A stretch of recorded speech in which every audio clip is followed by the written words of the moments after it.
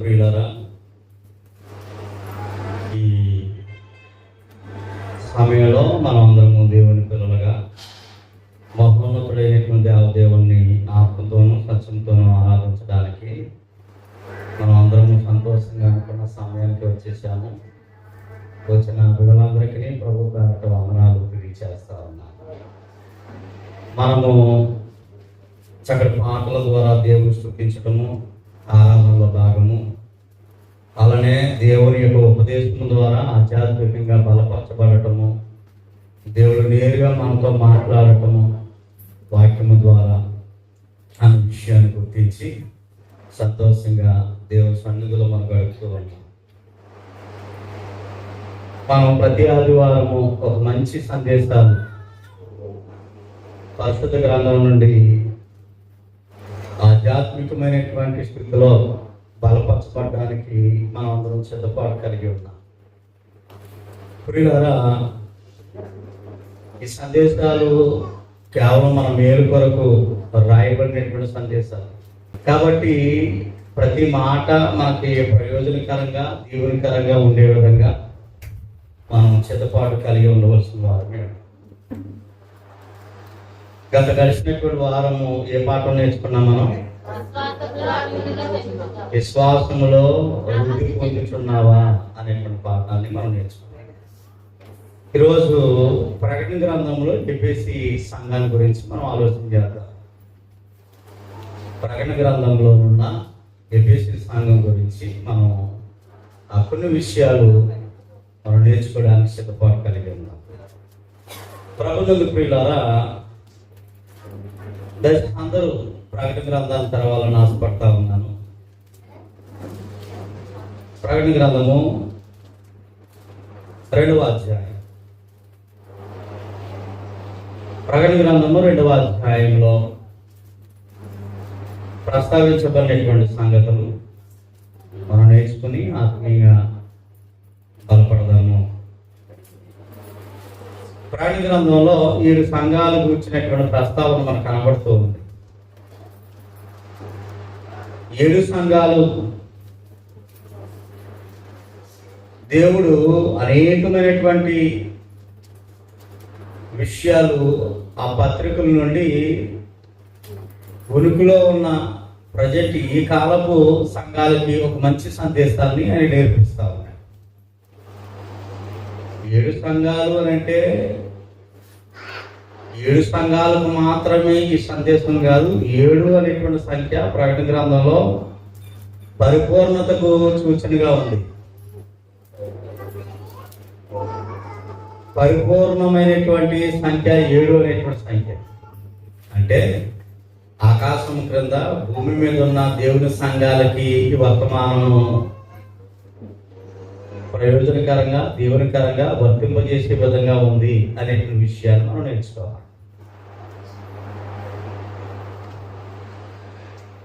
ఈ పత్రికలలో ఈ సంఘాలలో మనకి మెప్పు కనపడతా ఉంటుంది, అలాగే తప్పు కనపడతా ఉంటుంది. మెప్పు ఉన్నప్పుడు మనము కూడా దేవుడి విషయంలో వాక్య విషయంలో అలాంటి మెప్పు కలిగి ఉన్నవారమైతే సంతోషించదగ్గ విషయమే. ఇంకా బలంగా ఉండవలసిన వారమే ఉన్నాము అనేటువంటి విషయాన్ని మనం జ్ఞాపకం చేసుకోవాలి. ఈ పత్రిక చదువుతాం. ఒకవేళ తప్పులు ఏదన్నా ఉంటే అలాంటి తప్పులు మన స్థానిక సంఘంలో ఉండకుండా వాక్యం ద్వారా సరి చేసుకోవడానికి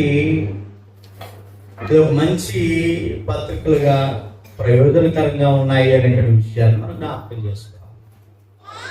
అంటే దేవుని బిడ్డలను దైవిక కోణంలో ప్రోత్సహించడానికి, ఒకవేళ దేవునికి విరుద్ధమైనటువంటి స్థితిలో తప్పులుంటే సరి చేయడానికి ప్రకటన గ్రంథంలో ఉన్నటువంటి 7 సంఘాలకి రాయబడినటువంటి పత్రికలు ఉపయోగపడుతూ ఉన్నాయి. ఇందులో ఈరోజు మనం నేర్చుకోబోతున్నటువంటి అంశం ఏమనంటే ప్రకటన గ్రంథంలో ఉన్న ఎఫెసీ సంఘం గురించి మనం ఆలోచన చేస్తున్నాం. కాబట్టి ఆ పత్రిక చదువుకుంటున్నప్పుడు ఒకవేళ మన సంఘంలో అటు స్థితి కలిగి ఉంటే మంచిది, ఒక లేకపోతే కలిగి ఉండాలి అనేటువంటి విషయాన్ని ప్రోత్సహించే మాటలుగా ఉన్నాయి, బలపరిచే మాటలుగా ఉన్నాయి. ప్రభునందు ప్రియులారా, మొదటగా ఎఫెసీ పట్టణం గురించి క్లుప్త సమాచారాన్ని తెలియజేయాలని ఆశపడతా ఉన్నాను. ఎందుకంటే ఎఫెసీ సంఘము, కొలసీ సంఘము, కొరింథీ సంఘము అని అంటే సంఘాల పేర్లు కావాలి. అవి ఊరి పేర్లు, పట్టణాల పేరు. ఆ పట్టణాల్లో క్రీస్తు ప్రభు సంఘం ఉంది. ఒకవేళ నేను ఎక్కడికి వెళ్ళినా, ఏ మీటింగ్కి వెళ్ళినా జనరల్ గారు సేవకులు అని అంట. అంటే నా ఇంటి పేరు జనరల్ గారు కాదు, నా ఊరి పేరు జనరల్ గారు. ఒకవేళ మనం అందరం కలిసి వెళ్ళామనుకో జనరల్ గారు సంఘస్థులు అని అంట. అంటే మన సంఘం పేరు జనరల్ గారు కాదు, మన ఊరి పేరు జనరల్ గారు. జనరల్ గారులో ఉన్నటువంటి క్రీస్తు ప్రభు సంఘం. ఎఫెసీ సంఘం అంటే ఎఫెసీ పట్టణంలో ఉన్న సంఘం. కొరింథీ సంఘం అంటే కొరింథీలో ఉన్నటువంటి సంఘం. అంటే ఈ విషయాలు ఎందుకు చెప్పాలనుకుంటూ ఉన్నానంటే, చాలా మంది బైబిల్లో ఒకే సంఘం ఉందంటారు. ఇక్కడ మీరు చాలా సంఘాలు ఉన్నాయి కదా, ఏంటి చెప్పండి. చాలా సంఘాలు ఏంటంటే కొరింథీ సంఘం, కొలసీ సంఘం, ఎఫెసీ సంఘం అని చెప్పుకొస్తా ఉన్నారా. దాన్ని బట్టి వారి జ్ఞానం ఎంతపాటి విషయం నాకు అర్థమవుతా ఉంది. అవి ఊరి పేర్లు, పట్టణాల పేర్లు, అయ్యి సంఘాల పేర్లు కాదు. ఆ పట్టణంలో ఉన్నటువంటి క్రీస్తు సంఘము అనేటువంటి విషయం. ఇప్పుడు ఏ సంఘం కోసం మనం నేర్చుకుంటా ఉన్నాము? క్రీస్తు సంఘం కోసం నేర్చుకుంటున్నాం. ఎక్కడ ఉంది క్రీస్తు సంఘం? ఎఫెసీ పట్టణంలో. పట్టణం యొక్క ప్రభావం లేదా గ్రామం యొక్క ప్రభావం సంఘం మీద పడే అవకాశం ఉంది. ఎందుకనంటే గ్రామంలో ఉన్నవారే దేవుని వాక్యాన్ని లోబడి మార్పు చెంది సంఘంలోనికి వస్తారు. ఇది ఎక్కడి నుండో పై నుండి ఊడిపోతారు కదా. గ్రామస్తులే, పట్టణస్తులే దేవుని వాక్యానికి స్పందించి ఇది వాస్తవం, ఇందులో ఉంటే నా జీవితం, నా కుటుంబం బాగుంటుందని గ్రామంలో ఉన్నటువంటి వారే మార్పు చెంది సంఘంలోనికి వస్తారు. సంఘ సహవాసంలో ఉండడానికి ఇష్టపడతారు. కాబట్టి ఎఫెసీ పట్టణం గురించి మనం ఆలోచన చేస్తే క్లుప్తంగా, ఎక్కువ బైబిల్ స్కూల్లో అయితే చెప్పడానికి కుదురుతుందేమో కానీ క్లుప్తంగా కొంత సమాచారాన్ని మనం నేర్చుకోవడానికి ప్రయత్నం చేద్దాం. ఈ పట్టణం యొక్క ప్రాధాన్యత, ప్రాముఖ్యత మనం ఆలోచన చేసినట్లయితే, ఆసియా ఖండంలోనే మొదటి శతాబ్దంలో ఆసియా ఖండంలోనే కేంద్రపాలిత పట్టణముగా ఈ పట్టణం ఉన్నది. అంటే ఆనాటి ఆసియా ఖండంలో ప్రాముఖ్యమైనటువంటి కేంద్ర పట్టణంగా ఎఫెసీ పట్టణం ఉంది అనేటువంటి విషయాన్ని మనం జ్ఞాపకం చేసుకోం. ఈ పట్టణంలో పెద్ద ఓడరేవు ఉంది. ఎఫెసీ పట్టణంలో పెద్ద ఓడరేవు. ఎప్పుడైనా సరే ఓడరేవు కానీ ఎయిర్పోర్ట్ కానీ ఉంటే ఆ పట్టణం చాలా వేగంగా అభివృద్ధి చెందుతాయి. విశాఖపట్నం, చెన్నై ఎలాగో, బొంబాయి ఎలాగో, అలానా ఓడరేవు కానీ విమానాశ్రయం కానీ ఉంటే ఆ పట్టణాలు వేగంగా అభివృద్ధి చెందుతాయి. ఎందుకంటే అన్ని దేశాల నుండి అక్కడ ఎగుమతి దిగుమతి కార్యక్రమాలు జరుగుతాయి కనుక అన్ని దేశాల నుండి రావడానికి అవకాశం ఉంది. అలానే ఎఫెసీ పట్టణంలో పెద్ద ఓడరేవు ఉన్నట్లుగా చరిత్ర చెప్తా ఉంది. అంత మాత్రమే కాదు, ప్రపంచంలో 7 వింతలు ఉన్నాయి. ఆ 7 వింతల్లో ఒక వింత ఎఫెసీ పట్టణంలో ఉంది. ఎందుకు ఏంటి అవి ఆ వింత అని ఆలోచన చేస్తే, ఇక్కడ అర్తిమీదేవి దేవాలయము ఎఫెసీ పట్టణంలో ఉంది. ఎఫెసీ పట్టణంలో ఒక వింత, 7 వింతలో ఒక వింత ఏంటనంటే అర్తిమీదేవి దేవాలయము ఆనాటి ప్రపంచంలోనే ప్రసిద్ధికి ఎక్కినటువంటి దేవాలయముగా ఎఫెసీ పట్టణంలో ఉన్నట్టుగా మనం చూస్తాం. ఈ దేవాలయం విశేషత ఏంటి అని ఆలోచన చేస్తే, ప్రతి దేవాలయంలోనూ పూజారులు ఉంటారు. ప్రతి దేవాలయంలో ఎవరుంటారు? పూజారులు ఉంటారు. కానీ అతిమే దేవాలయంలో పూజారులు ఉండరు. మరి ఎవరుంటారు అని అంటే దేవదాసీలు, అంటే స్త్రీలే పూజారులుగా దేవదాసులుగా ఉండే అతిపెద్ద దేవాలయము ఎఫెసు పట్టణంలో ఉన్నట్టుగా మనం చూస్తా ఉన్నాం. ప్రియులారా, ఇది పాపములకు కేంద్రం. ఎఫెసు పట్టణం అన్నా అర్తిమీదేవి దేవాలయం అన్న పాపమునకు కేంద్రముగా ఉన్నది. ఇక్కడ నికోలేతులు ఎక్కువగా ఉన్నారు. నికోలేతులు అనేటువంటి వారు చాలా ఎక్కువగా ఉన్నారు ఆ పట్టణంలో.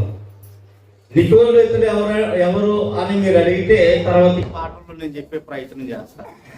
ఈ పట్టణానికి కొన్ని బిరుదులు ఉన్నాయి. ఏ పట్టణానికి?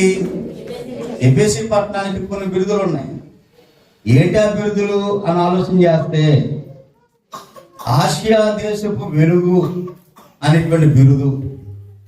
ఇంకా మనం ఆలోచన చేస్తే ఆసియా మార్కెట్ అని, హతసాక్షులు రహదారని, ప్రాచీన ప్రపంచ మాయ సంతని, ఇవన్నీ ఎఫెసు పట్టణానికి బిరుదులు అన్నమాట.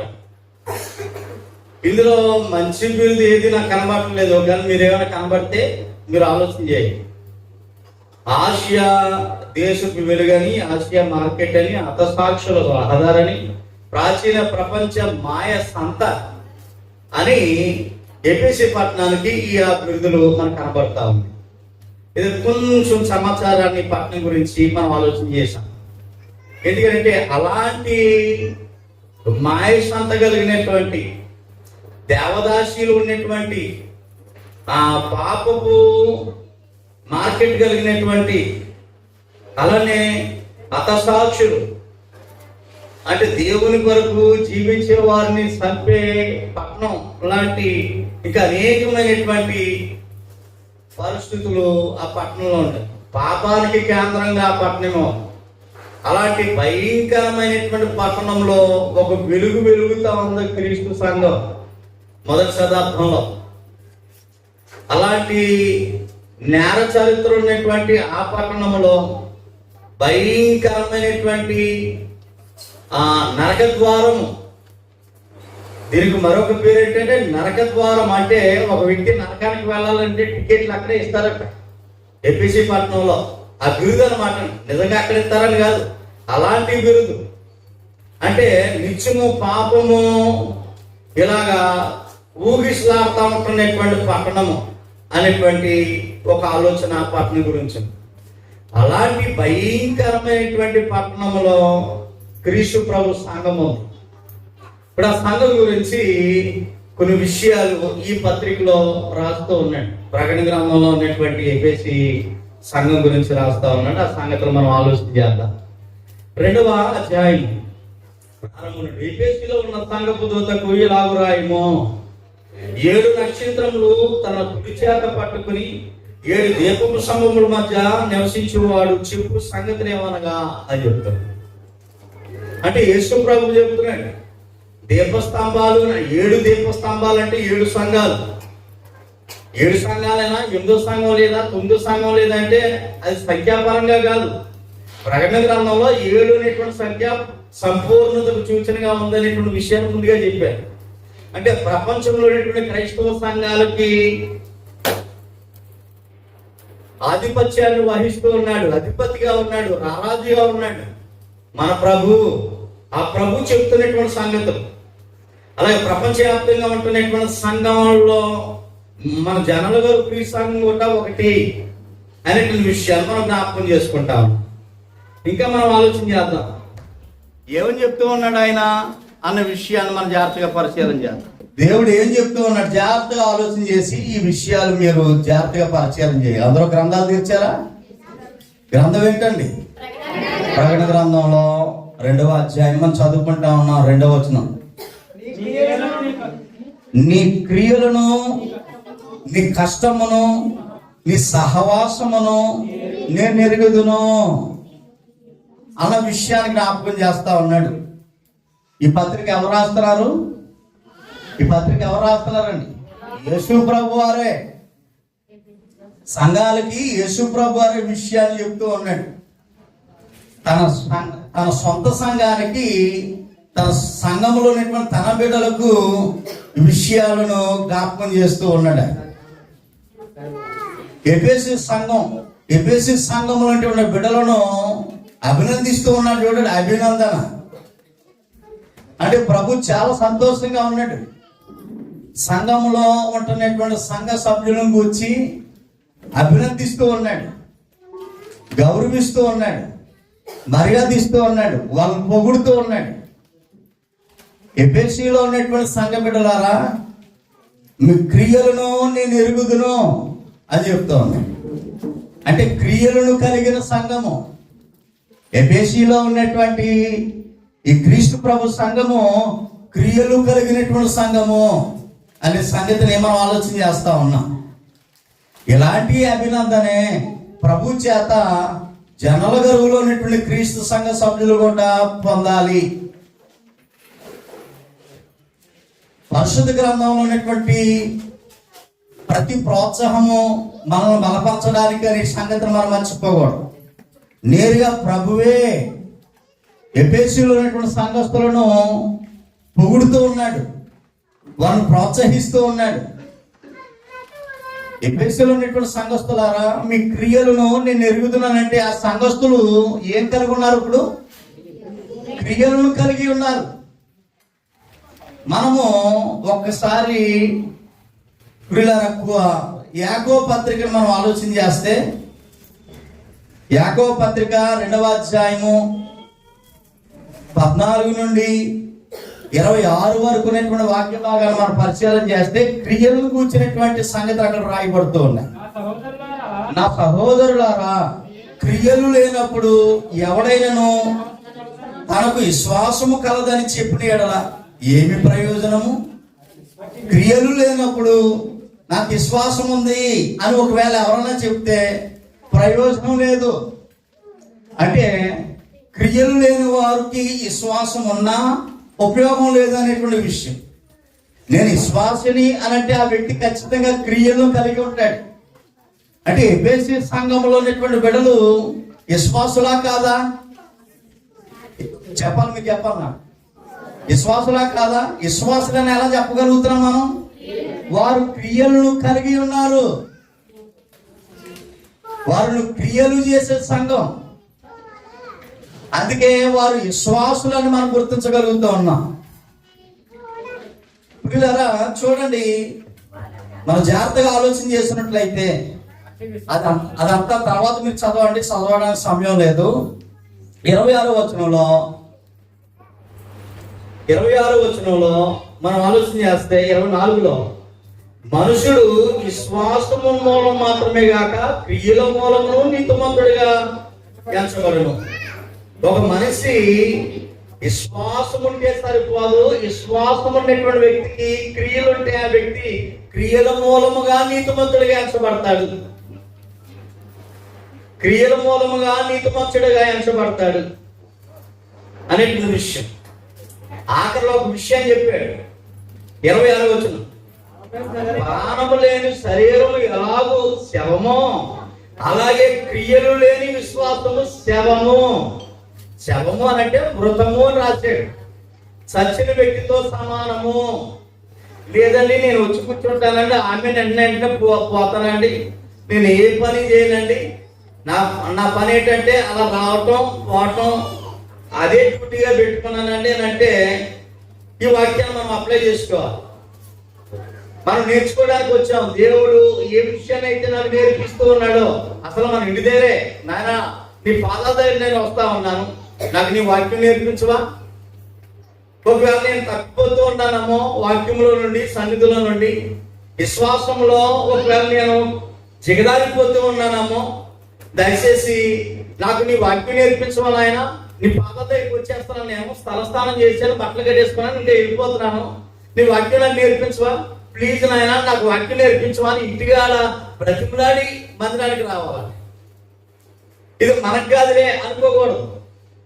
చూడండి, ఒకవేళ క్రియలు లేని విశ్వాసము ఒకవేళ ఎవరికైనా ఉంటే ఆ వ్యక్తిని సచ్చిన శవంతో సమానము అని చెప్తున్నాడు, మృతము. కాబట్టి ఎఫెసీ సంఘాన్ని ఆలోచన చేస్తే నేరుగా సంఘానికి రారాజు అయినటువంటి ప్రభువే ఏమంటూ ఉందంటే సంఘాన్ని అభినందిస్తూ ఉన్నాడని అంటే ఆ సంఘము క్రియలు చేసే సంఘముగా ఉన్నది. ఆ సంఘం ఎలా ఉన్నది? క్రియలు కలిగినటువంటి సంఘంగా ఉంది. ఇప్పుడు ఆ మాటలను బట్టి మనం కూడా ఎలా తయారవ్వాలి? క్రియలు చేసే సంఘంగా తయారవ్వాలి. ఒకవేళ ఏ వ్యక్తి అయినా ఏ కుటుంబం అయినా క్రియలు చేయకపోతే ఇగో క్రియలను చేసే సంఘంగా మీరు ఉండాలి అనే విషయాన్ని నేర్పిస్తాము.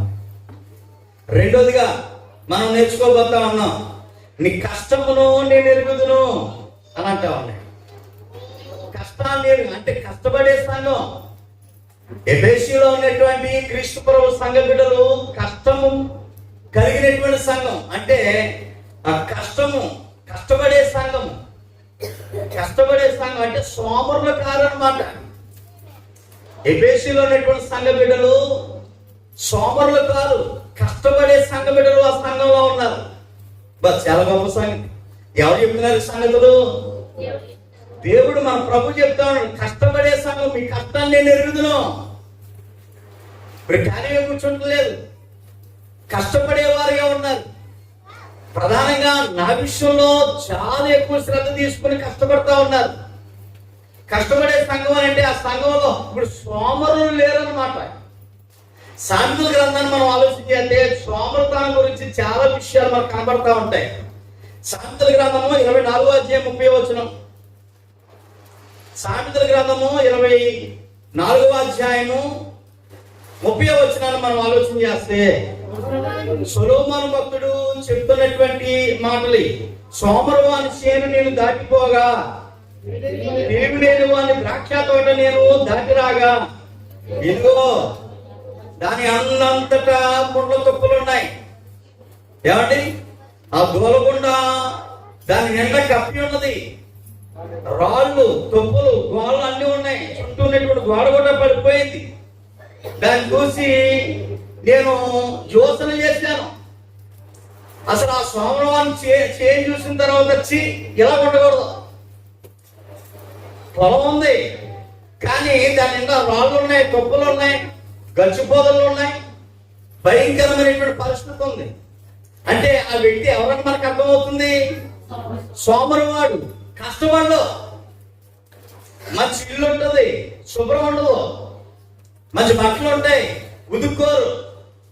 ఏమండి? మంచి భోజనం ఉంటుంది కానీ సరైనటువంటి విధానం ఉండదు. ఇవన్నీ మనం ఆలోచన చేస్తే సోమర్తనానికి సంకేతాలు ఇవన్నీ. కాబట్టి ప్రియులారా, సంఘ బిడ్డలు కష్టపడే వారిగా ఉండాలి, సోమరులుగా ఉండకూడదు. ఎఫెసీ సంఘంలో ఉన్నటువంటి సంఘ బిడ్డలు కష్టపడేవారు అనేటువంటి విషయాన్ని జ్ఞాపకం చేస్తా ఉన్నాడు. ఇంకేమంటూ ఉన్నాడు అనేటువంటి విషయాన్ని ఆలోచన చేస్తే మీ సహనమును నేను ఎరుగుదును. అంటే సంఘ బిడ్డలకి సహనం, ఓర్పు చాలా ఎక్కువ అన్నమాట. ఎఫెసీలో ఉన్నటువంటి సంఘ బిడ్డలకి సహనం, ఓర్పు చాలా ఎక్కువ. సహనం, ఓర్పు చాలా ఎక్కువ. తొందరపడి పుష్కుమని నోరు పారేసుకోరు. కష్టాలు వస్తాయి, నష్టాలు వస్తాయి, దేవుణ్ణి దూషించరు, తొందరపడి ఆవేశపడిపోరు. సహనం లేనటువంటి వారు మాత్రమే, ఓర్పు లేనటువంటి వారు మాత్రమే తొందరపడి ఏం పారేసుకుంటారండి? నోరు పారేసుకుంటారు. అంటే మనకి ఆ బట్టి ఏమర్థం అవుతుంది అంటే సహనం లేనటువంటి వారు మీరు, ఓర్పు లేనటువంటి వారు మీరు. ఎఫెసీ సంఘంలో ఉన్నటువంటి బిడ్డలు సహనము కలిగినటువంటి వారు. కష్టాలు వచ్చినా నష్టాలు వచ్చినా ఓర్పు కలిగి ఉన్నారు, ఓర్చుకుంటూ ఉన్నారు. ప్రభువే చెప్తా ఉన్నాడు ఈ సంగతి. ప్రభులకు ప్రభు, రాజులకు రాజు అయినటువంటి యేసు ప్రభు అని ఈ సంగతిని గుర్తించి నా సంఘ బిడ్డలు, ఎఫెసీలో ఉన్నటువంటి నా సంఘ బిడ్డలు క్రియలు కలిగినటువంటి వారు. రెండవది కష్టపడేవారు. మూడవది ఓర్పు, సహనము కలిగినటువంటి వారు. వారు పుష్పాన్ని, దేవుని సంఘాన్ని గాని, దేవుని గాని, సేవకుని గాని నోరు పారేసుకోరు. సహనము కలిగినటువంటి బిడ్డలు అనేటువంటి విషయాన్ని ప్రభు మెచ్చుకుంటున్నటువంటి సందర్భం మనం చూస్తా ఉన్నాం. ఇంకా మనం చదువుకుందాము. నీవు దుష్టులను సహింపలేదని. ఏమండి? దుష్టులను సహింపలేదని. దుష్టులు సహింపులు అంటే సంఘములో దుష్టులుంటే దుష్టులు ఏం చేస్తారనంటే సంఘాన్ని పాడు చేయడానికి, సంఘ బిడ్డలను పాడు చేయడానికి, వారి విశ్వాసం మీద దెబ్బ కొట్టడానికి, చేసేవారిని చేయనివ్వకుండా ఉండేవారు అందరినీ దుష్టులు అని చెప్తారు. కానీ దుష్టులను ఈ సంఘం ఏం చేస్తుందనంటే సహించడం లేదు, దుష్టులను సహించడం లేదు. సంఘాన్ని ఏమన్నా అంటుంటే సంఘాన్ని కాదనేది నువ్వు, సంఘానికి శిరసైనికుడు క్రీస్తుని అంటున్నావు, నీకు మార్పు లేదా అని ఎవరైతే దుష్టులుగా ఉన్నారో వారు సరి చేసే పనిలో ఉన్నారు. నిజమేనమ్మా, అవునమ్మా అని మళ్ళీ సన్యాసి పలుకుతూ లేదు, వాళ్ళని ఎంకరేజ్ చేయటం లేదు. సంఘాల్లో దుష్టులు ఉంటే ఆ దుష్టులు దేవుని దూషిస్తుంటే, సంఘాన్ని దూషిస్తుంటే, సేవకుని దూషిస్తుంటే ఎంకరేజ్ చేయటం లేదు, ప్రోత్సహించడం లేదు. వాళ్ళు సరి చేసే పనిలో ఉన్నారు, దుష్టులను సహించడం లేదు. ఆ విషయాన్ని ప్రభువే చెప్తా ఉన్నాడు. ఎఫెసీలో ఉన్నటువంటి సంఘ బిడ్డలు దుష్టులను ఏం చేయట్లేదట, సహించడం సరి చేస్తా ఉన్నారు. చాలా బాగుంది.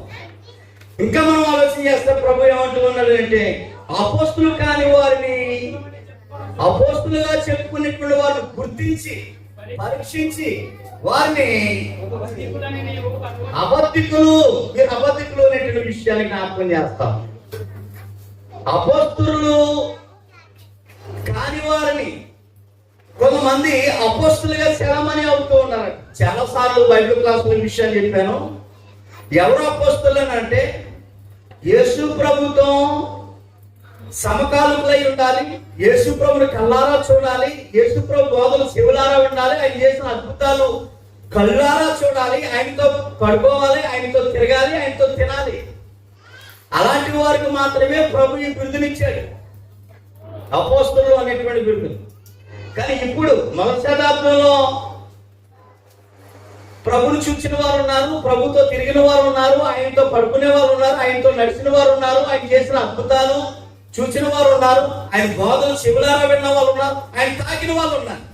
యేసుప్రభు శిశువులు ఎప్పటికీ అపోస్తులుగా ఉన్నారు చాలా మంది. అంటే వీళ్ళు అబద్ధికులు, వీరు అపోస్తులు కాదు, అబద్ధికులు. అపోస్తులకి లక్షణాలు ఉంటాయి, ఆ లక్షణాలు ఏమంటే వీళ్ళు ఖచ్చితంగా అబద్ధికులే అని సంఘస్థులు ఏం చేస్తున్నారంట, అపోస్తులు కాని వారిని పరీక్షించి గుర్తిస్తూ ఉన్నారంట వీళ్ళు అబద్ధికులు. అర్థమవుతున్నా ప్రియుల? కాబట్టి ఈ విషయాన్ని మనం జ్ఞాపకం చేసుకోవాల్సినటువంటి అవకాశం మనకున్నది.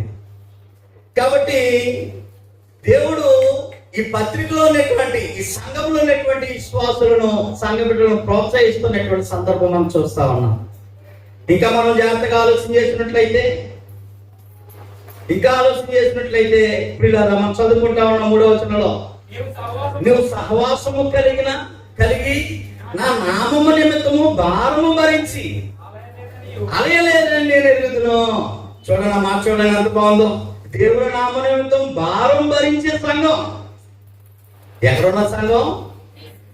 ఎఫెసీ పట్టణంలో క్రీస్తు సంఘం దేవుని నామము నిమిత్తం భారం భరించే సంఘం. ఈ రోజున భారం వద్దు, ప్రతి సేవ సులువుగా ఉండాలి,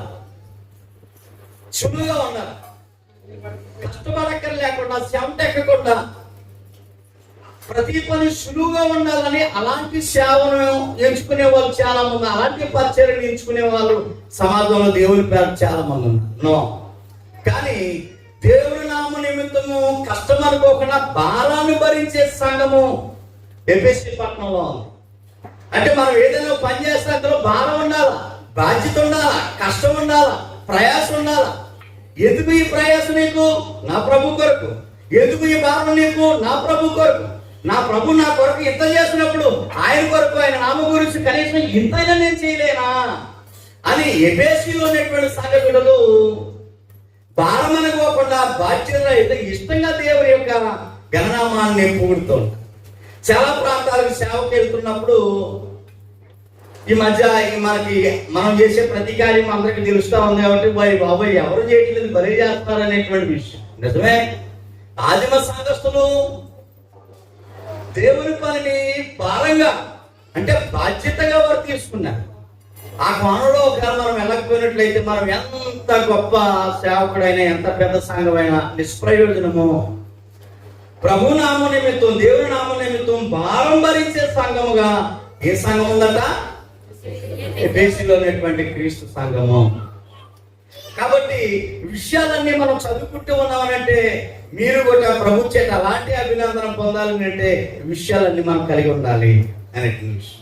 చూడండి, ఈ సంఘం ఏమేమి కలిగి ఉందో చెప్పండి. మొదటిగా క్రియలను కలిగినటువంటి సంఘము, రెండోదిగా కష్టపడే సంఘము, మూడోది సహనం ఓర్పు కలిగినటువంటి సంఘము, నాలుగోదిగా దుష్టులను సహించలేని సంఘము, ఐదోదిగా అపోస్తులు కాని వారిని పరీక్షించి అపోస్తులు కాని వీళ్ళు దొంగలు అనేటువంటి విషయాన్ని తేల్చి చెప్పేసినటువంటి సంఘము, ఆరోదిగా దేవుని నామ నిమిత్తము భారం భరించే సంఘము అనేటువంటి విషయాన్ని మనం ఆలోచన చేస్తాం.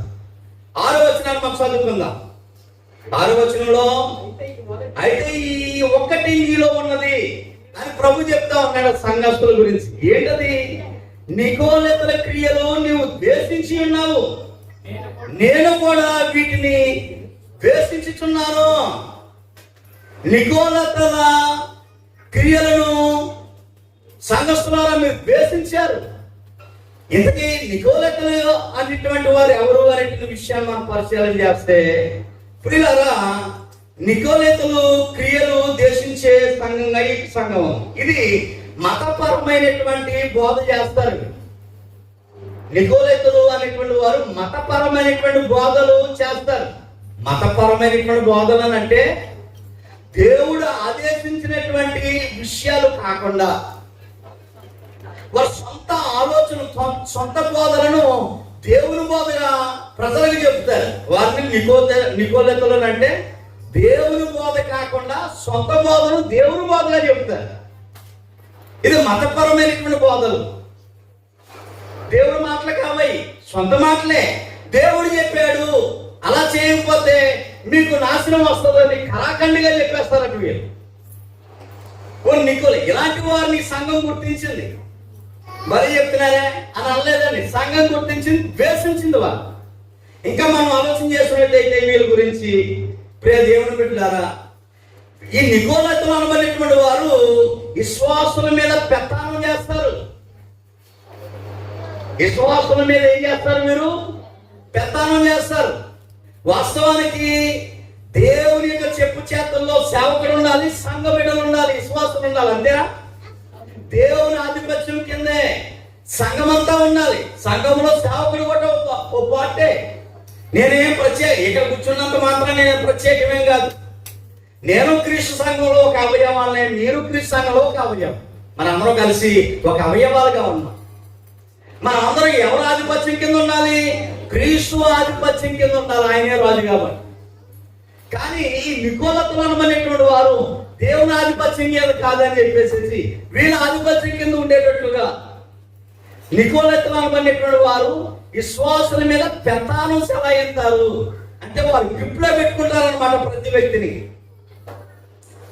అంటే ఈ రోజు కూడా చాలా మంది అదే కోణంలో ఉన్నారు. పాస్టర్ గారు ఎంత చెప్తే అంతే, దేవుడు ఎంత చెప్తే అంత కాదు. దేవుడు చెప్పింది మాకు అక్కర్లేదు, సేవకుడు చెప్పిందే మాకు యాదవాకు అనేవారిగా చాలా సంఘాలు ఉన్నాయి. తప్పు, తప్పు. దేవుడి అధికారం కిందే మనం ఉండాలి, దేవునికి మాత్రమే శిరస్సు వంచాలి. కానీ ఎఫెసీలో ఉన్నటువంటి సంఘము నికోలెతలను చేర్చుకున్నా ద్వేషించిందండి, ద్వేషించింది. విశ్వాసం మీద పెత్తనం చేసేవారు ఉన్నారు. ఇంకా మనం ఆలోచన చేసినట్లయితే వీరు ఈ నికోలెతలు అనబడినటువంటి వారు వ్యక్తుల్ని, కుటుంబాలని, గ్రామాలని, సంఘాలని విడగొడతారు. మీకు అర్థమవుతుందో లేదో? నికోలెతల యొక్క సైకాలజీ ఏంటంటే వ్యక్తులను విడగొడతారు, కుటుంబాలను విడగొడతారు, గ్రామాలను విడగొడతారు, అవసరమైతే సంఘాలను విడగొడతారు. సంఘం ఉన్న చోట సంఘాలను పెట్టి, రెండు కుటుంబాలు ఐక్యతగా ఉంటే ఆ కుటుంబాలను విడగొట్టి, గ్రామాలను విడగొట్టి, వ్యక్తుల మీద చుచ్చి పెట్టే ఒక చెడు అలవాటు నికోలెతలకు ఉంది. అలాంటి వారిని సంఘం ఏం చేసిందంటే ద్వేషించింది. కలుపుకు వాడుకోలేదు, ద్వేషించింది. ఏ సంఘం ద్వేషించింది? ఎఫెసులో ఉన్నటువంటి క్రీస్తు సంఘం ద్వేషించింది. ఒక నువ్వు కూడా అలాంటి పరిస్థితుల్లో ఒక నీకు తారసలు అవుతే కుటుంబాలు కానీ, వ్యక్తులను కానీ, గ్రామాలు కానీ, సంఘాలు కానీ విడగొట్టి దేవుని పేరు మీద ఒకవేళ అలాంటి వారుగా ఎవరన్నా ఉంటే ప్రమాదంలో ఉన్నారు అనేటువంటి విషయాన్ని ఎఫెసు సంఘం గుర్తించినట్లుగా గుర్తించాలి అనేటువంటి విషయం. ఎఫెసు సంఘము ఇంకా మనం ఆలోచన చేసినట్లయితే, నికోలితుల గురించి ఇంకా మనం ఆలోచన చేసినట్లయితే లోక సంబంధమైనటువంటి బోధన ఎక్కువ చేస్తారు. దేవుడు ఆదేశించింది కాకుండా లోక సంబంధమైనటువంటి బోధలు ఎక్కువ చేస్తారు. కాబట్టి అలాంటి వారిని సంఘం ద్వేషించింది. ఎఫెసు సంఘము సువార్తను ప్రకటించింది. ఎఫెసు సంఘము లోకానికి భిన్నంగా ఉంది. ఎఫెసు సంఘము హింసను పొందుతూ నిలకడగా ఉంది. ఇవన్నీ మెప్పులు, నేర్చుకోదగ్గ విషయాలు. పూర్వకాలం ఎఫెసులో ఉన్నటువంటి క్రీస్తు సంఘము ఏ విషయాల్లో మెప్పు కలిగి ఉందో అలాంటి విషయాలు జననగరంలో క్రీస్తు సంఘం కూడా కలిగి ఉండాలి, చెయ్యాలి అనేటువంటి విషయాన్ని విజ్ఞాపకం చేస్తా ఉన్నా. ఈ సంఘము సువార్త ప్రకటించింది. కాలు కట్టుకుని ముడుచుకుని కూర్చోలేదు. లోకానికి భిన్నంగా ఉంది ఈ సంఘము. హింసలు వస్తాయి, కష్టాలు వస్తాయి, శోధనలు వస్తాయి, ఇబ్బందులు వస్తాయి, అనారోగ్యాలు వస్తాయి, అప్పులు వస్తాయి, భయంకరమైనటువంటి పరిస్థితులు ఎదురైతే అలాంటి పరిస్థితులు కూడా నిలకడగా ఉందండి ఈ సంఘం. సంఘం అంటే గొల్ల కాదు. రక్షణ పొందినటువంటి మనందరము సంఘం నిలకడగా ఉంది, చెదిరిపోలేదు, దేవునికి దూరం అయిపోలేదు, విశ్వాసం సల్లంగిపోలేదు. కాబట్టి ప్రియ దేవుని బిడ్డలారా, అలాంటి మంచి విషయాలు మనం కలిగి ఉండాలి అనే విషయాలు మనం నేర్చుకుంటాం. ఏం నేర్చుకున్నాం ఈరోజు? దేనికోసం? అందరూ చెప్పాలి, అర్థమైతే. దేనికోసం? ఎఫెసులో ఉన్నటువంటి క్రీస్తు సంఘం గురించి మనం నేర్చుకున్నాం. నేరుగా ప్రభు మెచ్చుకుంటున్నాడా లేకపోతే ద్వేషిస్తున్నాడా? సంఘాన్ని మెచ్చుకుంటా ఉన్నాడు. ఏ విషయాల్లో మెచ్చుకున్నాడో చెప్పండి. లైన్గా మీరు విన్నారు కదా ఇప్పటి వరకు. ఏ విషయాల్లో మెచ్చుకున్నాడు ప్రభు?